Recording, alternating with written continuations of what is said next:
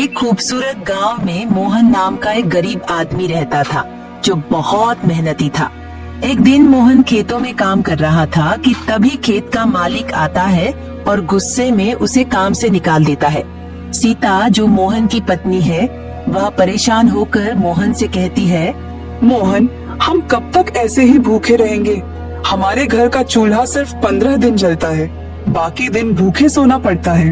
मोहन ने सीता को तसल्ली दी। सीता, तुम जानती हो मैं दिन रात मेहनत करता हूँ। एक दिन हमारे अच्छे दिन जरूर आएंगे। मगर मोहन, कब तक दूसरों के खेतों में काम करते रहोगे? कोई बेहतर काम क्यों नहीं ढूंढते? मुझे सोना चांदी नहीं चाहिए, बस इतना चाहती हूँ कि हमें 2 वक्त का खाना मिल सके। मोहन ने वादा किया। ठीक है सीता, आज से मैं कोई और काम ढूंढने निकलूंगा। मोहन ने वादा किया। मोहन परेशान होकर घर से बाहर निकल गया और गांव भर घूमकर काम ढूंढा, मगर कहीं भी काम नहीं मिला।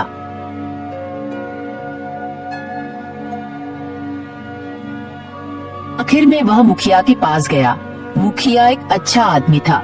मोहन ने मुखिया को सारी स्थिति बताई और कहा, मैं गरीब हूँ, मुझे कोई काम नहीं देता, लेकिन मैं बहुत मेहनती हूँ, दिल लगाकर काम करूँगा।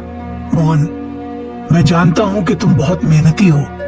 मुझे तुम्हारे जैसे आदमी की ही जरूरत थी।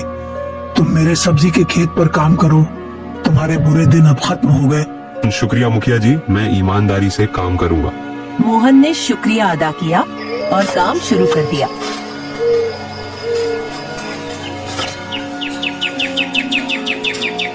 एक दिन काम के बाद मोहन बहुत भूखा था। उसने सुना था कि राजन का ढाबा बहुत मशहूर है। गया और बोला, भाई मुझे तूर दाल, देसी घी वाली रोटी और चावल दे दो, बहुत भूख लग रही है।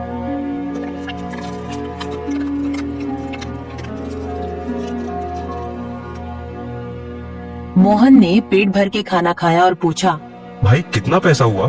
कालू जो ढाबे का नौकर था बोला, तुमने तूर दाल, देसी घी वाली रोटी और चावल खाया है, तुम्हें इतना पैसा देना होगा। ये क्या मजाक है? ये कोई 5 स्टार होटल है क्या? इतना महंगा खाना तो शहरों में भी नहीं मिलता। कालू ने राजन को बुलाया। राजन गुस्से से आया और बोला, जब तुम्हारे पास पैसा नहीं था तो यहाँ खाना क्यों खाया? मेरे पास अब भी पैसा नहीं है, ये थोड़ा पैसा रख लो, बाकी मैं धीरे धीरे चुका दूंगा।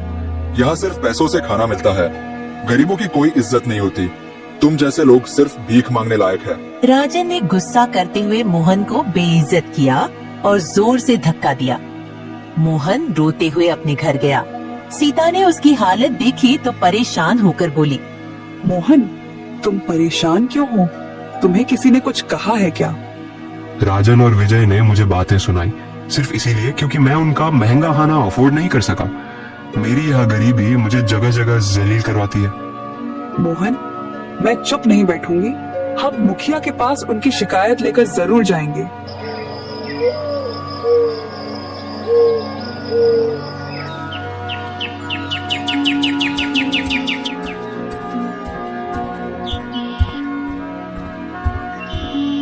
अगली सुबह मोहन और सीता मुखिया के पास गए और सारी बात बताई। मुखिया जी, राजन और विजय ने मेरी इंसल्ट की, सबके सामने बहुत बातें सुनाई हैं मुझे। मोहन, गलती तुम्हारी है। जब पैसा नहीं था तो ढाबे में क्यों गए? मुखिया जी, पैसा न होने का मतलब ये नहीं कि किसी को बेइज्जत किया जाए। वो लोग सिर्फ पैसा मांगते तो बात और थी, मगर उन्होंने मोहन की इज्जत उछाल दी। ठीक है, मैं राजन से बात करूंगा। मगर मोहन समझ गया कि मुखिया भी राजन का साथी है। मोहन ने गुस्से से कहा, मैं राजन और विजय से बदला जरूर लूंगा।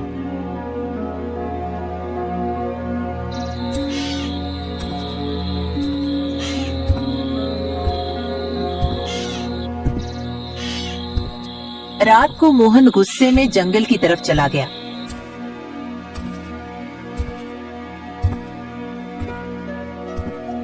वहाँ एक अजनबी आदमी मिला जो बोला, मैं तुम्हें बहुत देर से देख रहा हूँ। तुम्हारे चेहरे से लगता है कि तुमने कुछ नहीं खाया। उस आदमी ने एक प्लेट रखी जिसमें मोहन की पसंद का खाना था, मगर मोहन ने मना कर दिया।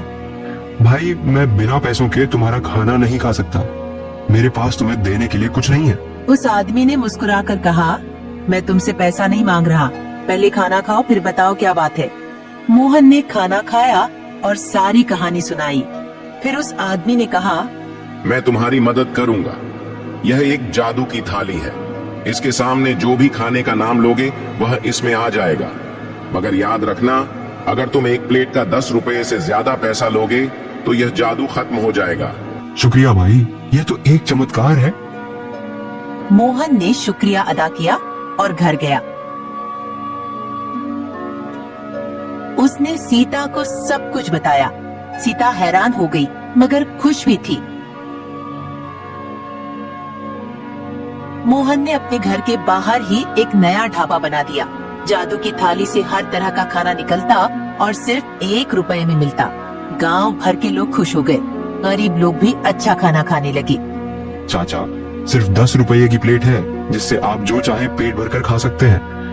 हमारे ढाबे का अपने दोस्तों और रिश्तेदारों को जरूर बताइएगा। एक दिन राजन और विजय ने मोहन को रास्ते में घेर लिया और उसे जोर से पीटना शुरू कर दिया।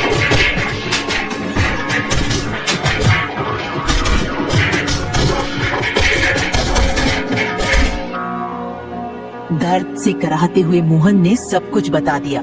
राजन और विजय ने सोचा कि वे जादू की थाली से सोना, चांदी और पैसा निकलवा लेंगे।